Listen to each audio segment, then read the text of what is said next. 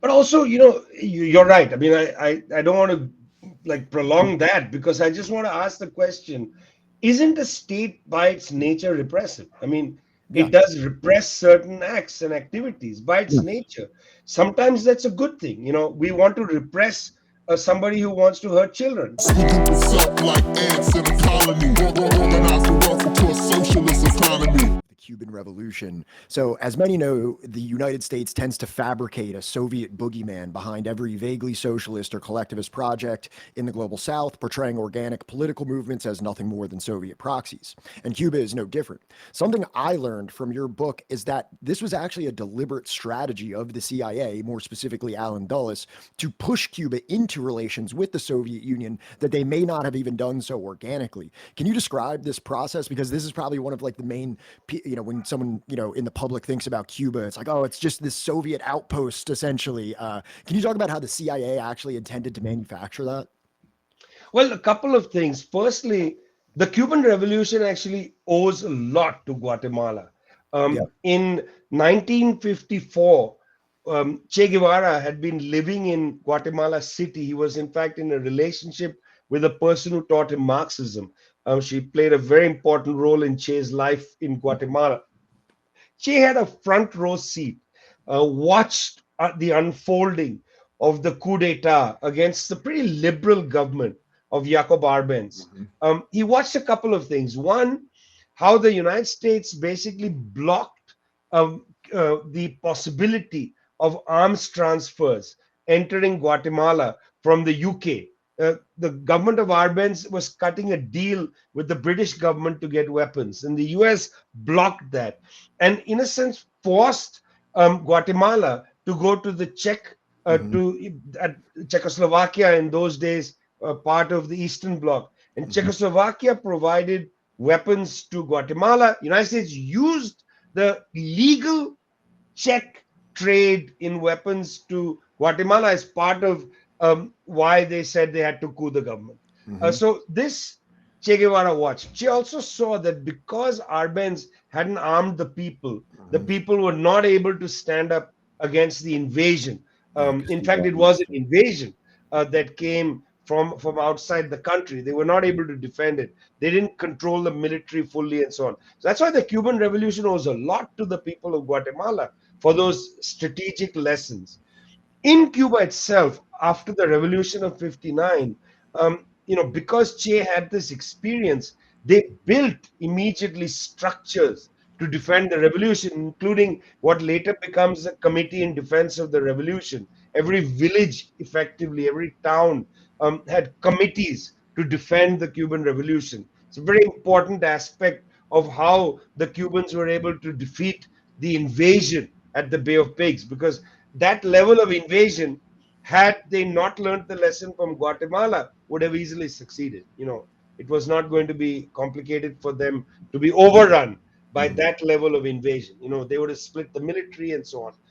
But part of this was that the US government was trying its best to prevent Cuba from doing normal trade with anybody else, um, disallowing Europeans from normal trade. And the blockade, when it comes in, effectively canalizes Cuba into having to sell its sugarcane harvest to the Soviet Union. Now, this lesson from Guatemala could not be learned, but in fact, this was the secondary lesson.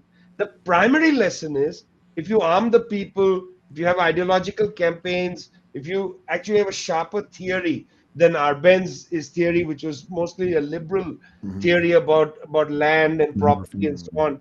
In this case, it was a much more revolutionary theory. If you arm the people with the revolutionary theory, they have an understanding of imperialism and so on, then you could still trade with the Soviets. You see, that's a secondary lesson. It wasn't the primary lesson. Yeah. Primary lesson was, don't trade with the Eastern Bloc, you'll get cooed. No, they're going to try to coup you anyway. You got to use whatever you can to defend yourself. First, build the strength of your own people around the revolution. That's the first. That's a primary lesson. And then, secondarily, the US did canalize Cuba, preventing it to trade from others into trading. But there's again another difference. Having learned the lesson from Guatemala, the Cubans built very good relationships with Venezuela, which at the time was governed by Social Democrats, and with Mexico, where again there was a kind of Social Democratic government. Those two relationships with two large Latin American countries, which have proximity to Cuba through the Caribbean, those two relations were fundamental, and that the US was not able to break. In fact, Mexico remains a very close ally of the Cuban Revolution, whatever the politics, of the government. Even during the period of Vicente Fox, when the right was in power in Mexico, they didn't break relations with Cuba. But yes, the US did canalize Cuba largely to have to trade with the Soviets, although with all these other elements of the context, that itself was not enough, because anyway they were attacking Cuba for being communist. Right. So what if you now trade with the Soviets?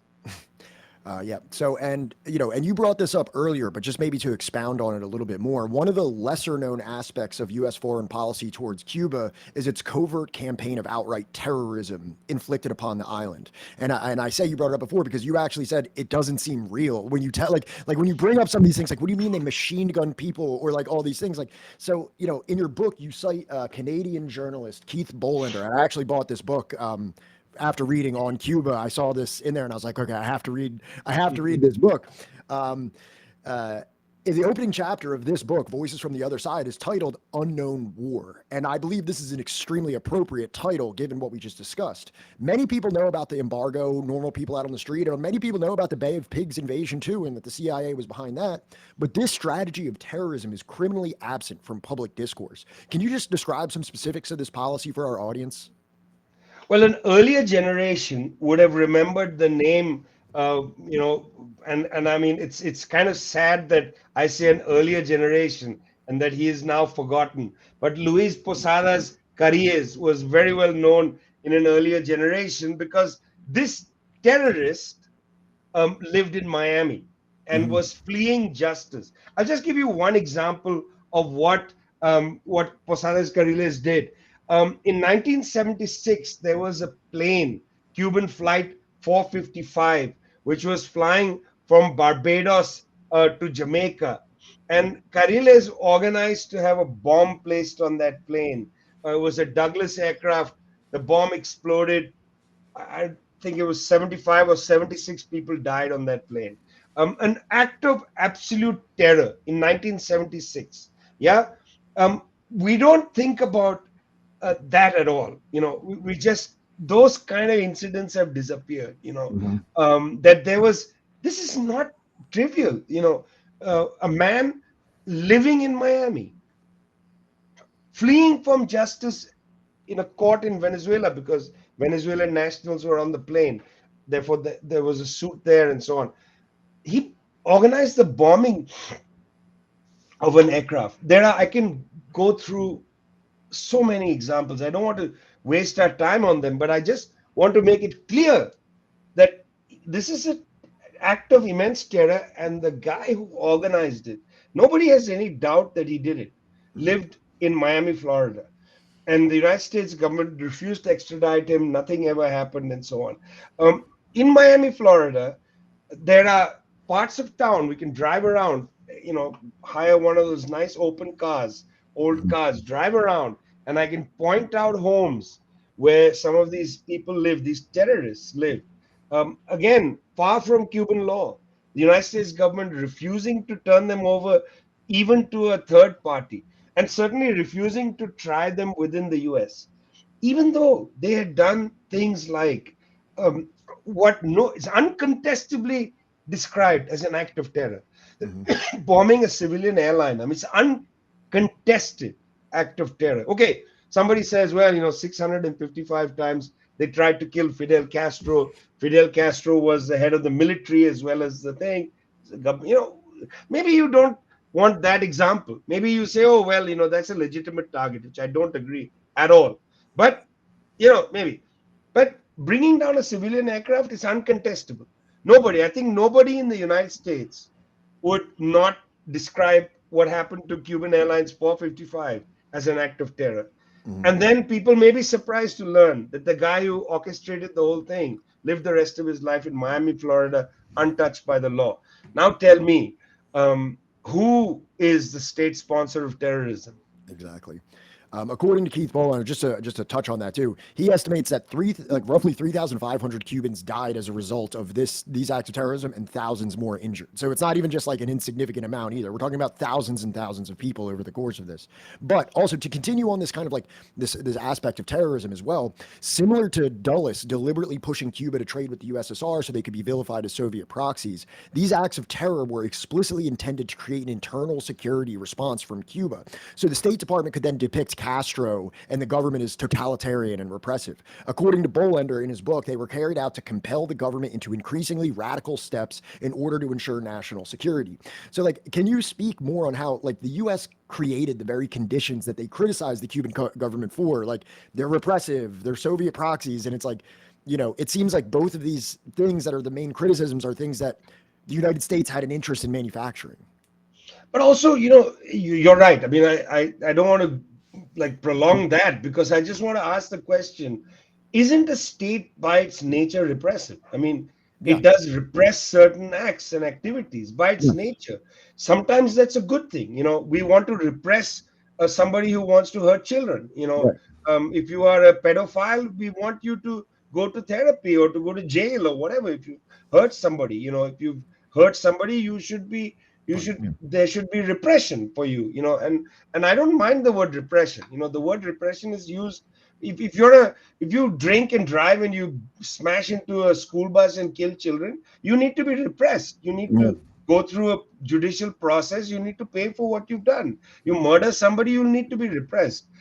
If you decide to participate in an act of treason with a foreign government to overthrow the government, then I think repression is a legitimate thing. If you want to do acts of terrorism against your country, you sabotage the electric grid, which could kill people, because you sabotage the electric grid, somebody on life support in a hospital dies immediately. Maybe the battery powered pack doesn't come on as fast enough, and so on. So these are not, the fact of repression. We need to demystify it a little bit, because it's being used viciously. I mean, the United States represses people all the time. It represses people along various axes of hierarchy. The number of black men shot in the US is abysmal. I mean, how do you square that? There is no police shooting like that in Cuba. You just don't have it. You don't have the police going into a neighborhood and just shooting up a bunch of people. What repression are you talking about? In that sense, a concept repression. I mean, where's the George Floyd in Cuba? There's no George Floyd, because there is no George Floyd. There's a million George Floyds in the United States. I say George Floyd, the name comes to mind. Could have said Eric Garner, could have said any number of names, because these things happen all the time, and I'm not up to date in some of the names. I'm sorry to say, because the police kill several people a day. I don't know what happened yesterday. I'm not up on it. But you can't tell me the name of the person who is the parallel of George Floyd in Cuba. It just doesn't happen like that. You don't have mass shootings where somebody goes into a school and just takes out 20 little kids. You don't have that. That's an act of repression. Now, it doesn't happen by the state, but the state produces certain social phenomena that make children scared in school. They have to have shooting drills for little elementary school children. That's repressive. You shouldn't have to have a shooting drill for a little kid. That's an act of repression. They may not be going to jail, but fear is entering their soul from a very young age. That doesn't happen in Cuba. You see Cuban kids running around on the street playing. It's a much safer country than the United States, and that has to be understood. It's not just state repression; it's social repression. These things are in common. So I just wanted to go on to that drift in a way, or that tangent, because it comes to the heart of the question. Again, we can spend hours delineating this or that experience. Somebody can come and ask me, what about this political prisoner in Cuba, that political prisoner? Okay, let's talk about it empirically. We can do that. But let's also talk about it theoretically. let's also think about what does repression really mean. Is Cuban society repressed? I actually believe that some of the more advanced capitalist countries in Europe and the United States are more repressed than the people in Cuba. And one way to indicate that is police shootings. They're happening increasingly in Europe. Police shootings of various kinds and so on. You just don't have it in Cuba. Why is that? Well, because maybe they have a slightly better relationship with society. People are more educated. There's literacy. There's also political literacy. They're just not acting in that dangerous way, and therefore you don't need to have policemen everywhere heavily armed. Right. You go to Havana, you just don't see cops everywhere, and they don't carry weapons and so on. What you do have is you have a population ready to defend itself. Nice. Okay. And I just want to say, Group itself like ants in a colony, organized